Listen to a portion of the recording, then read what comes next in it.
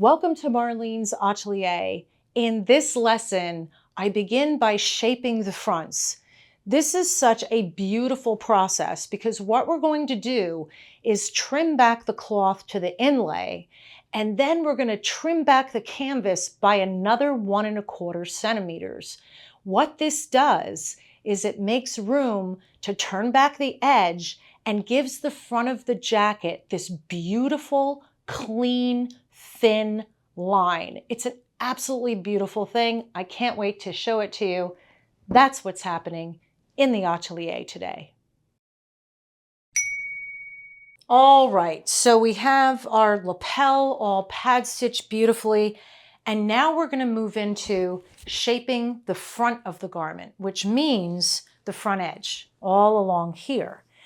If you remember, we came in and we mark stitched all this, and we left inlay, and we did that just in case I decided to change my mind about how I wanted this lapel shaped or the front, etc.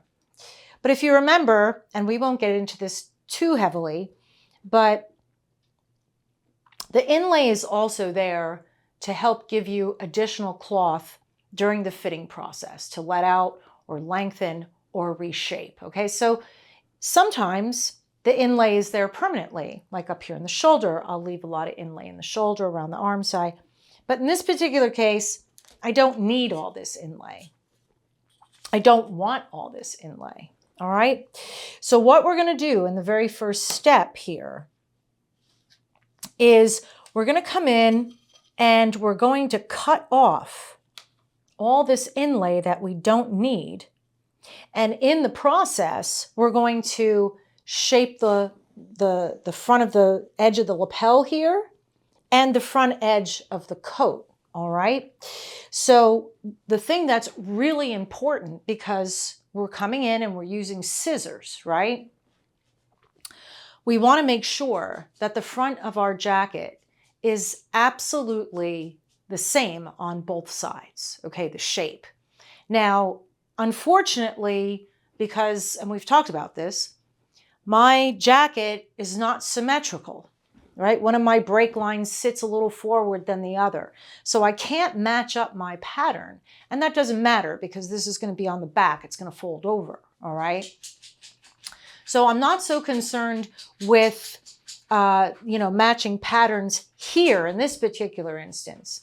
But I am very interested in making sure that the shape is the same, okay? So from the button position up, I can only match the shape, not the plaid.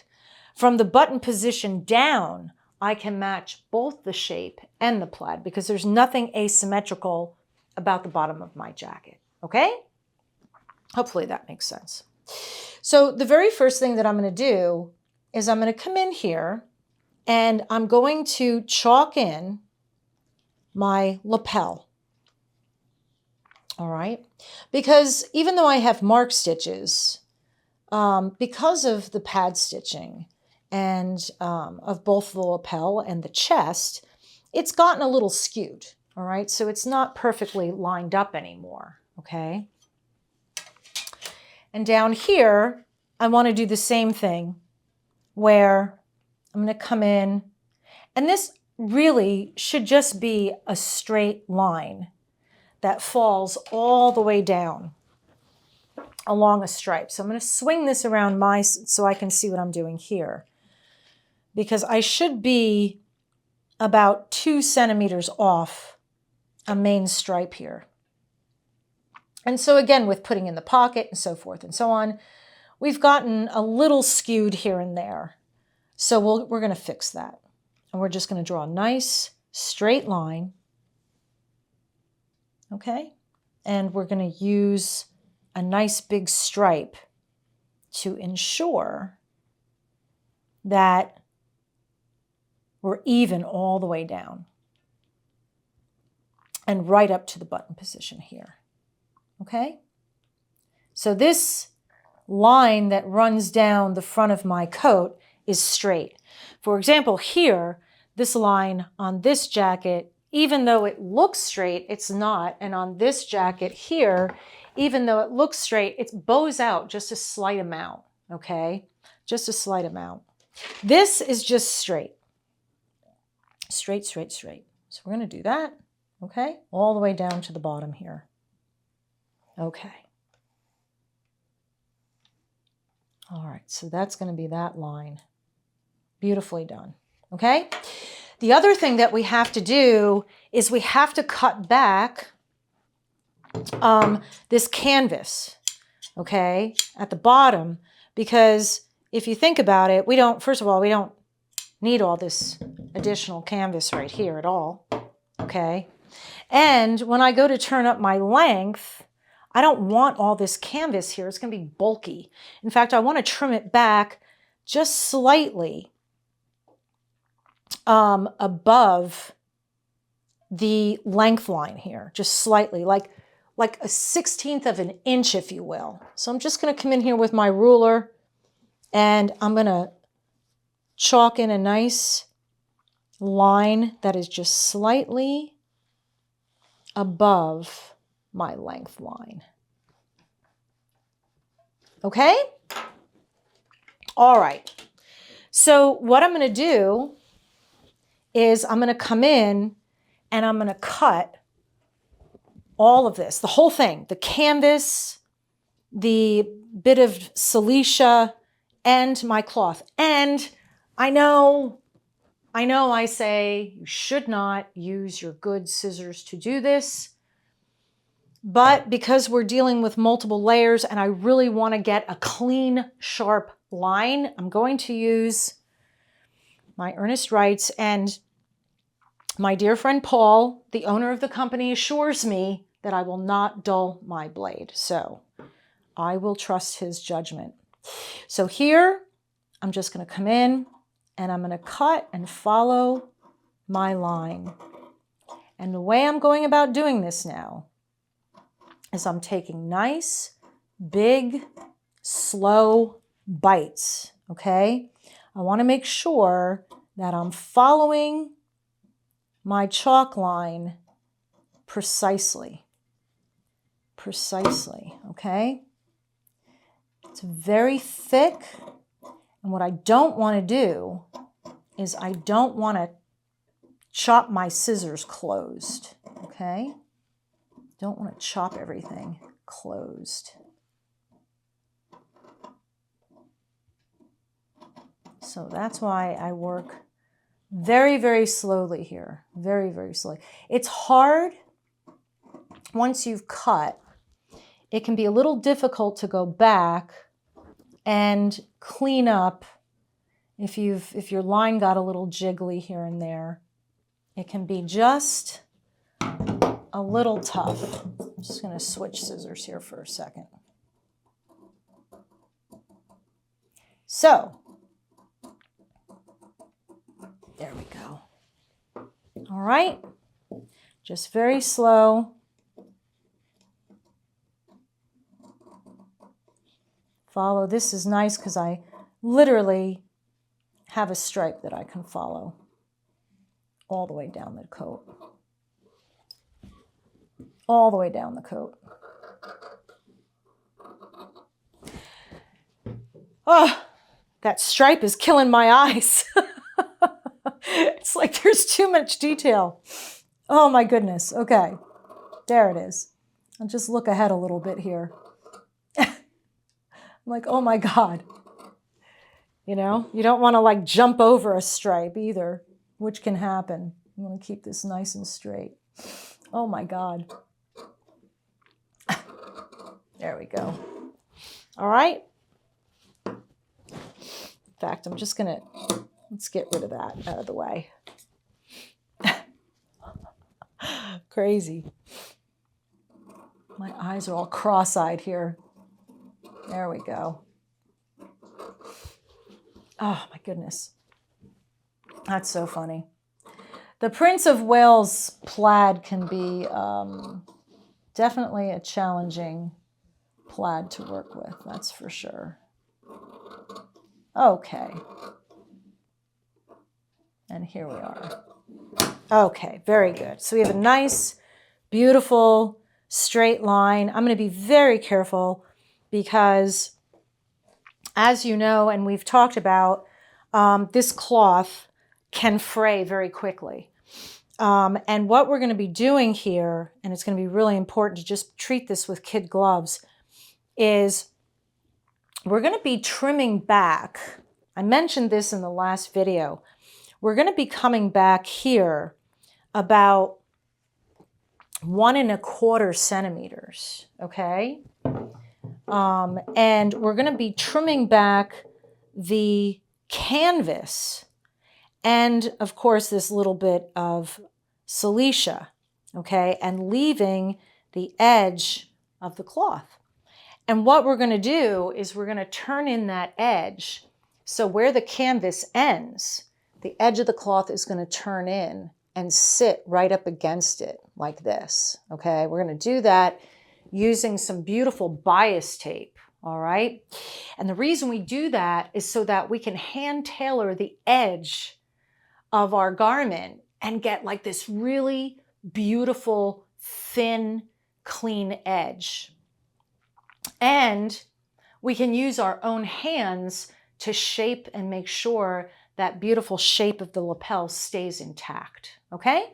I'm getting a little ahead of myself, but it's only because this is probably one of my favorite parts of tailoring is what we're doing right here.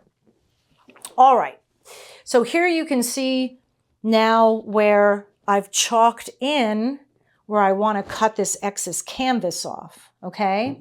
And so I'm very carefully going to come in with my scissors and just make sure I'm not catching anything else except the canvas. And again, this is why when we were canvassing, we stopped short of our length line, right? So that we would have room to work and do things like this, all right? So there's that, cut back nicely. So get all these scraps out of the way, all right? Okay, so that's step one. Now, the next thing that I want to do is I want to cut back this edge. And I said we were going to come in 1¼ centimeters, okay? So I'm going to cut back the canvas 1¼ centimeters here. So I'm going to use my chalk. And what I like to do with this is I like to mark a few areas, okay? And then come in with my ruler and use the curved ruler, if you will, to mark everything real nice. So here's my button position, perfect. Okay, here. All right. And so I can use my curve ruler here to make sure that I maintain the shape that I want. Okay, so I can bring that in just like that, just like that. And then chalk this beautifully, like so. All right. And then again, I can use my ruler here to come back that 1¼ centimeters and cut that.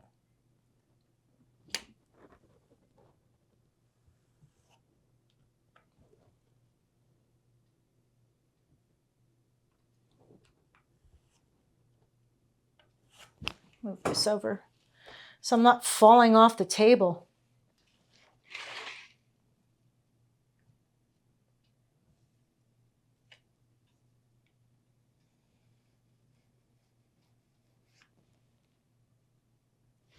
I want more. Stop 1 sec.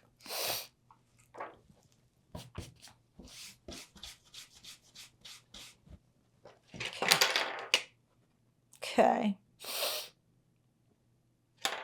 There we go.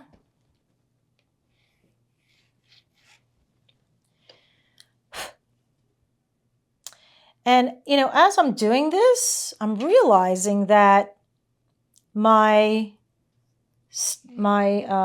canvassing is very, very close here And so what I'm going to do really fast is I'm going to come in and I'm going to trim back, or not trim, but I'm going to put another row of canvas stitches here, okay?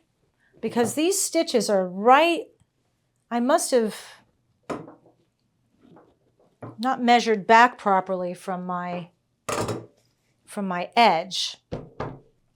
So very quickly what I'm going to do is I'm just going to grab a little basting thread here and I'm going to put another row of basting right here, okay? And then take that one out because it's going to get in the way. So God knows what I was thinking. I don't know. God knows. We'll just fix it. Sometimes you have to do that. You know, it's better to make the adjustment for sure. So here we'll just tack it. We'll tack this here. Okay. And then I'm just going to jump over to this stripe right here. And that way we should have plenty of room. In fact, I might come over just a little bit more. Just a little bit more.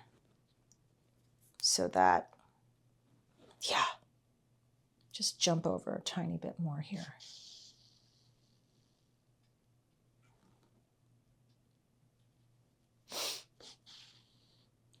Just so that nothing gets in the way, because that would be really bad. Okay? We'll just come in and, just like we did before, we're just going to do a little bit of smoothing, right? That's all we need to do. Just do a little smooth and bring this back. I'm going to take that other stitch out.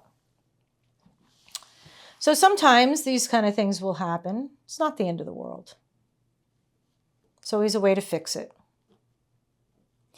It's really important that we have this based in here so that, you know, the cloth is supported even though we're continuing to tailor. We don't want this edge here to be, you know, we don't want this big gap where we have nothing supporting the cloth here while we're tailoring. So that would be very bad. All right.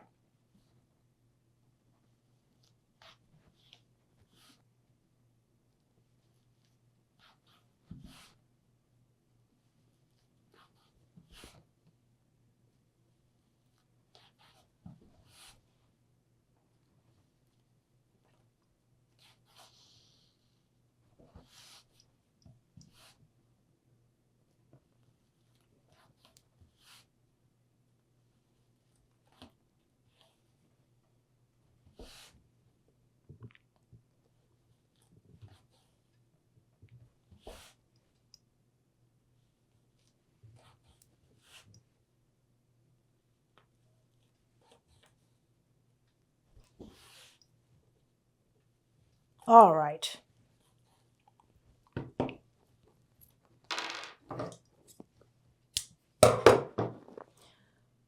Okay, that's taken care of. All right. So now what we need to do is we need to come in and we need to cut back. Oops, one last thing here. I just got to take out this baste real quick. Here and here. This one. There we go. Get that out of here. Okay. All right. So now what we're going to do is we're going to come in. Let's get everything nice and neat here. There we go. So that we can keep it nice. We're going to come in and we're going to cut this. Now, anytime we're cutting anything, we want to take our time, yeah? We want to take nice, small, controlled bites, all right? But there's also a method that's really important to doing this. In fact, I'm going to break out another pair of scissors here, okay? What I want to do, because if you see here, let me turn this way, all right?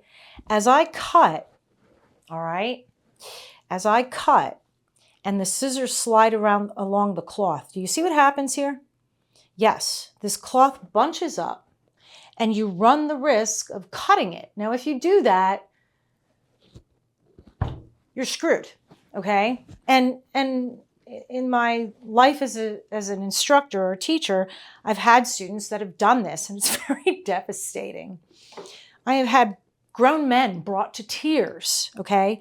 So what we want to do when we come in and we're cutting this canvas, okay, is we want to keep our finger on the cloth, okay? And you can use your middle finger, if you will. These aren't doing it for me. Your middle finger, if you will, to hold the canvas and guide it, okay?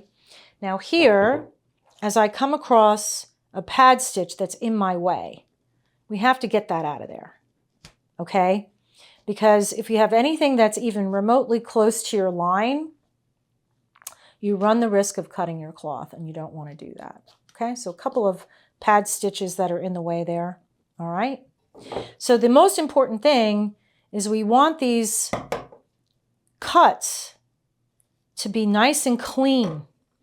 The cleaner this line is, the cleaner the shape of your garment is going to be, all right?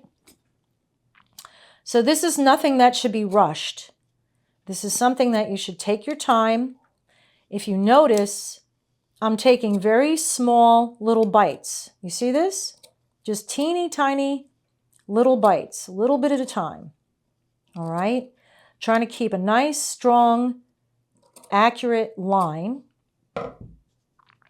And what's also important is to stay true to that 1 1/4 centimeters. It's really important. Really important.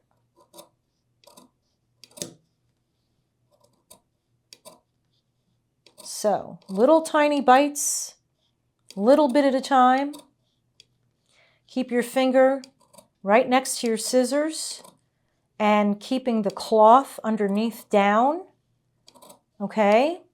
And guiding so that we don't cut the cloth. Yes, so we're just cutting back the canvas and the silicea at this point, okay? Tiny, teeny weeny little bites, as we say. Keeping your finger on that cloth. There's nothing about this process that should be rushed at all. At all. It's really important. Take your time. Now here, thankfully, I don't think I have anything in the way. No, I don't. Okay. I'm going to come through here. I do want to just make sure my line kind of ends here. And so I want to make sure that this,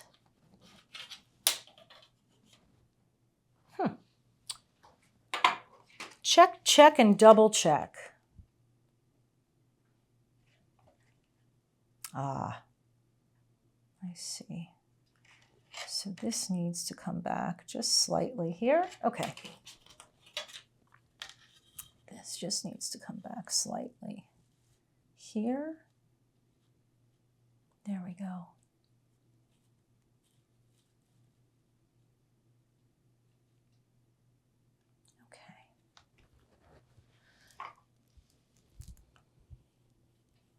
just a little bit here. There we go. So those meet that, and that needs to come up here like that. Okay, that's better. Just want to make sure I know where everything is. So here, just need to bring this in a little bit here.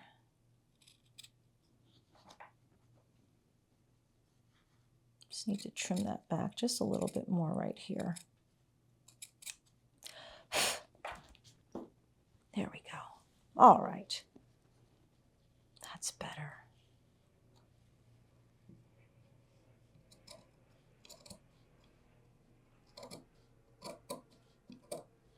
It's a little thicker through here.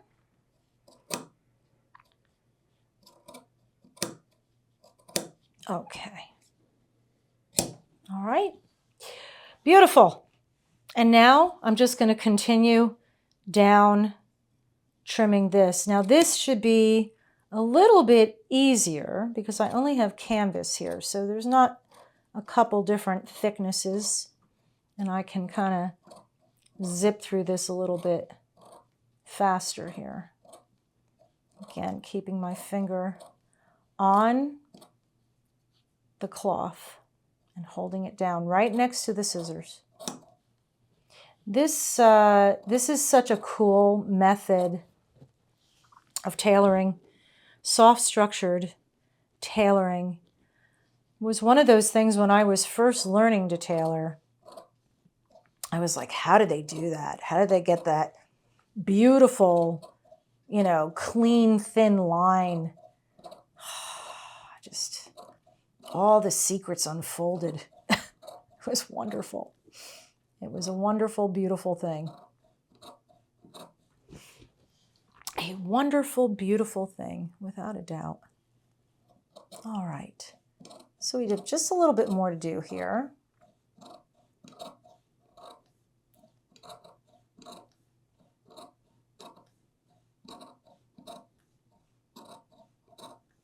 All right. I'm going to finish this up right down to the bottom.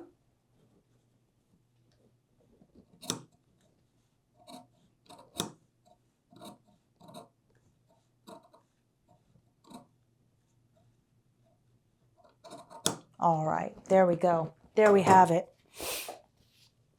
All right, so now what I'm going to do is I'm going to do the same thing on the other side.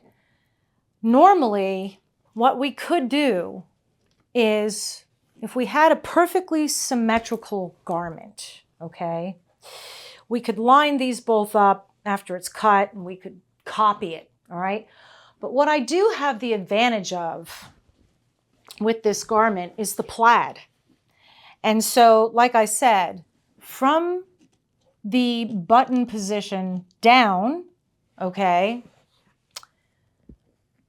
I can match my plaid up perfectly, okay? So I can measure from this stripe over and know that my front line here is going to be exactly the same. And I can make sure by using the numbers on my curved ruler that my lapel will be shaped exactly the same. So that's what I'm going to do is I'm going to come over to the right side of my garment, and I'm going to do exactly the same thing. And that's going to be that for today. Thank you for joining me in the atelier today. If you've enjoyed this lesson, please do like, share, and subscribe. I do appreciate it. And in my next lesson, I'm going to show you how to baste and cross stitch in our bias lining tape. This tape allows us to turn back the edge very cleanly and gives the edge a bit of support. So you're not going to want to miss that episode. I'll look forward to seeing you next time in the atelier.